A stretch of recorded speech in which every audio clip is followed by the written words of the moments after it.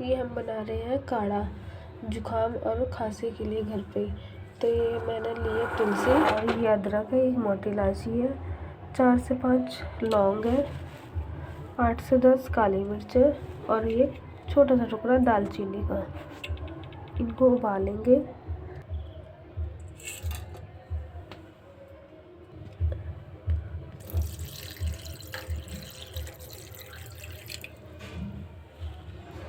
ये देखो, एक बड़ा गिलास पानी डालना है। इसको बॉईल कर करके जब आधे से थोड़ा सा कम पानी हो जाए फिर फ्लेम को बंद कर देना। इसको लगभग 8 से 10 मिनट तक मीडियम फ्लेम पे बॉईल करना है। ये देखो, ये इतना है। आप चाहते हो तो इसमें